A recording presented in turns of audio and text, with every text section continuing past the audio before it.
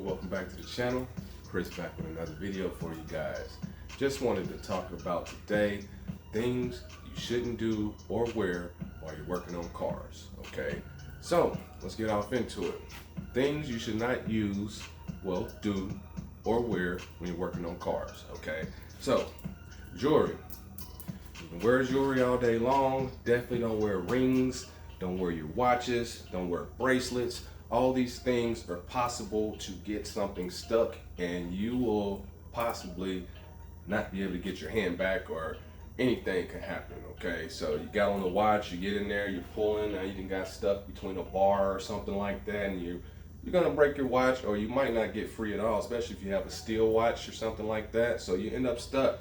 You might have a ring on or something like that. Even your wedding bands, take them off while you're doing it. You might have a real tight wedding band, but you want to take those things off, because you can lose a part of you if you wear these things and you can't get out, because you're in a situation where you're stuck, because your hand is in a spot where you're gonna have some sweat or some grease to be able to pull your hand out.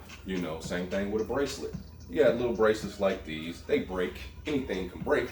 So let's just say you're working on the engine and you didn't know, but your bracelet had hit a few things a couple of times and it done frayed, and you're working on an alternator or something like that, or you might be changing spark plugs.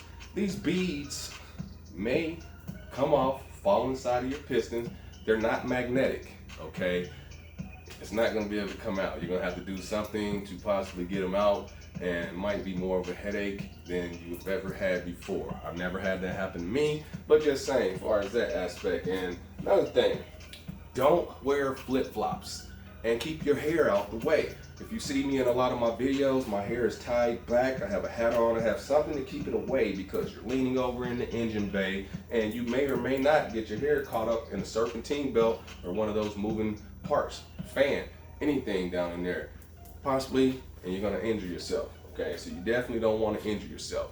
Another thing, don't overfill your fluids. I see a lot of people like, oh, they're gonna top it off just to make sure it doesn't run out. Okay, fill your fluids to the specific lines that they are recommended for. Some things need pressure, have pressure, and the fluid will fluctuate. Same thing like a brake master cylinder or the fluid reservoir. When you're pushing the brakes, the fluid is moving to collapse them. Then when you let off, it goes back. Your cooling system is only required for so much coolant. Your oil as well. The oil, it splashes up and down to lubricate, and if you have too much oil, you can drown your motor. Okay, same thing with transmission fluid. Overfill it, you're going to drown your transmission, because it has to breathe, it has to do things, it has to be able to push the fluid around, so it has to have a certain amount to do so. Okay, so you definitely want to do that. Okay, jack stands. Do not just use your jack and rely on your jack. I had some fail on me throughout the years, and you possibly may injure yourself, while you're doing brakes. Let's say you're under the vehicle and you don't have anything to support or save you. The old school way, if you're working on the floor, always slide your tire up under your vehicle, just halfway where you would probably set a jack, or you're jacking the vehicle up. Always jack it up on the frame or on the edge where the jack stand sits. But that way, if the jack does fail, it's gonna fall on the rim before it falls on you. And sometimes they sink faster than the others. I had some where I had to hurry up and jack it up and then slide me a jack stand under there because the jack was failing and I still had to work. So don't cut any corners on safety. Flip-flops, definitely don't wear them. Lord forbid you have one of these fall on your toe. Okay, hit your foot, the crown of your foot, anywhere on your foot, you might break a toe. Well, no, I'm not gonna say might. You will break a toe. Just say, I had that happen to me, thinking I'm good. And even soft toe tennis shoes, you might just want to go ahead and have some regular work boots at least. I switched from steel toe to composite toe just because they're a lot lighter. Throughout the day, you're moving around with these steel toes and feel like your feet are dragging and you're floppy.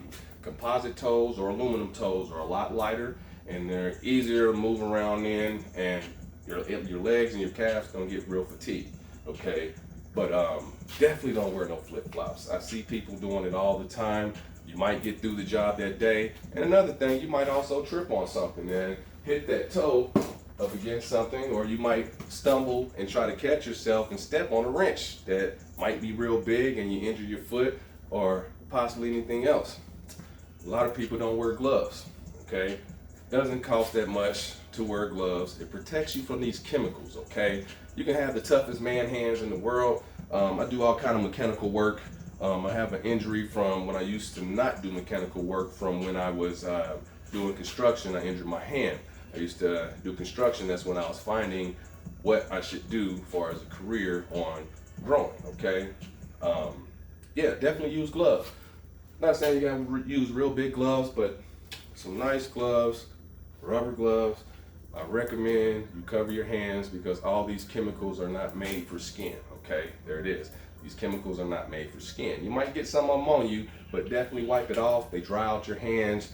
You get cracks and you get real crust and stuff all on your fingers and under your fingernails. You don't want your hands to look dirty all the time, okay? So, not just saying look dirty, they're not clean, okay? So if you work with oil and stuff like that, the gloves, and use that. You're gonna get bits and bits of small pieces from your engine oil if you're just changing the oil. That oil is contained with metal flakes. So you gotta wash up, you gotta touch your face, you might touch your eye. So yeah, anything that's gonna damage you, you definitely don't wanna do, but gloves always come in handy. You got brake fluid, you got power steering fluid, differential fluid. All these fluids have different detergents and chemicals to do and maintain the specific component, okay? So definitely don't do that, okay?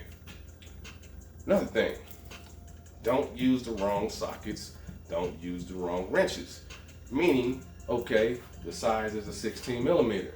Don't try to get by with a 17 millimeter. Yeah, I know it's just a little bit of a millimeter, but you're gonna round off that bolt, okay? So if you don't have that specific size, just stop what you're doing, go get it, call a friend. You might have to go purchase one yourself, but don't try to skip out and, oh, I'm gonna go up a size just a little bit because I got a little bit to turn it.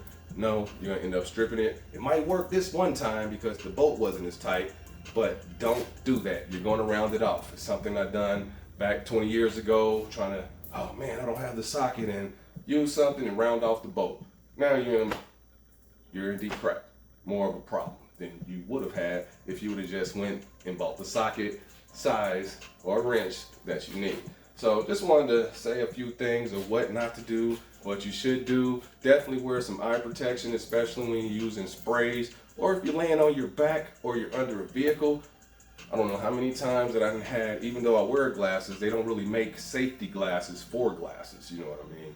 But I wear glasses, sometimes I'll get some to hit my windshields, okay? And sometimes I'll get something around here and I gotta hurry up and stop and go flush my eyes just from a little piece of rust. And if you do get something in your eye, hurry up, immediately wash out your eyes. Definitely don't wait till you're done with the job. Stop, because you're not gonna be able to see to get done with the job and you might get an infection, okay? Same thing, you cut yourself and it's real rusty, stop what you're doing, especially if it's a real bad cut. Stop what you're doing, clean out your wound. If you gotta go to the hospital, go do so. But sometimes you'll bang a knuckle, and if it's real bad, and it has some, you wanna clean it up. So I recommend you work in the shop or you have your own shop. Sorry about that, let me get this camera to see me again. Hello, camera. Got me one of these new gimbal things to try to follow me around. But definitely, you're gonna want a first aid kit in your shop, okay? Some Band-Aids, something, some alcohol, something that's gonna be able to help you real fast to stop your bleeding or to help yourself, okay? You may not always be in a spot where you got your phone, something could fall on you, and yeah, anything. So possibly have that. I got Alexa here. She helps me when I need to call on her. If I need to call somebody, you know, I can have her call. And the call log is connected to the phone. So say, Alexa, call such and such and such. She'll connect and call me while I'm laying on the ground, almost about to pass away. So whether it's 911, a friend, a neighbor, somebody's gonna help you while you're under the vehicle if you're in a stuck position or situation to where you possibly might injure yourself. So also wanted to add that don't force things, okay? Meaning like bolts or anything. If you feel it not going, back up, because you're gonna need to cross thread it, or you're gonna mess up the device that you're working on, and you won't be able to get the job done or even get the bolt in because you can cross thread it. I've done it myself, you know, through time and different things, and try to use the right tool. Don't use the wrong tool. It's definitely gonna cost you time and possibly a problem with whatever you're working on, especially if it's got to do with a screw or a bolt.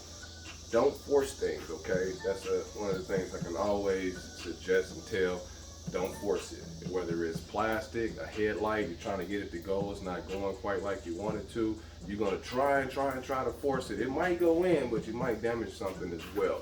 So definitely don't force it. Just look forward to getting the job done as safe and quick as possible. And if it's not going quickly and you get frustrated, just take a break. Walk away for a minute. If you get stuck, might be call a friend, tell them to come by and help assist you. And the worst case scenario is stop what you're doing and call an auto technician if you're not a professional yourself. So yeah, just wanted to add those things. Always make sure you're safe. Definitely don't wear long chains. You know, those will still get hung up and caught on things, and it might pop off and get caught up in a moving part. You know, might hit your radiator fan, might get caught up in your serpentine belt or your pulleys and damage, or, you know, mess up something to the point to where you're gonna have to have a costly repair. So yeah, anybody need to leave any extra comments, please do. For all those who have subscribed to the YouTube channel, I appreciate you and I love you for that. And shouts out to all y'all, and those that are coming into the channel, I appreciate y'all too. So, you know, this helps you on making decisions on being safe and stuff not to do while you're working on cars, okay? And if you're jacking up the vehicle, that's another thing I want to say. Know your vehicle, whether it's a two-wheel drive, four-wheel drive, or front-wheel drive, or rear-wheel drive vehicle, because some people will jack their vehicle up and won't know what their vehicle drives. You know, what's their main drive chassis on their vehicle. Your transmission, you know, you're going to do something wrong. So if you're jacking the vehicle up and you have a front-wheel drive transmission, definitely going to want to put some wheel chokes on the back, because you're going to jack up the vehicle and it's going to roll. Okay, same thing with the rear-wheel drive. You jack up the rear wheels, that's where the parking brake engages. Same thing with the front wheels, with a front wheel drive. But the rear wheels, same thing. If you jack up the back and the front wheels aren't chalked off, the vehicle's gonna roll forward, okay?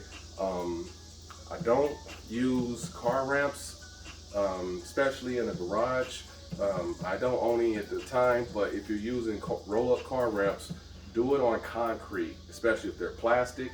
They're gonna slide. Even if they're not plastic and you're not on, I'm talking about like rough concrete, you know, not garage smooth concrete, because they're gonna slide, especially if the vehicle's tires are wet, or if the concrete decides to shift a little bit far as you sliding on the actual ramps. So definitely make sure you chalk off your wheels correctly and be safe as possible. Don't injure yourself, live life, love it. Please hit the thumbs up. No rest is the enemy on everything we do on these vehicles. So yeah, live life, love it. Hopefully this video helps you out. Until the next video, I'm out.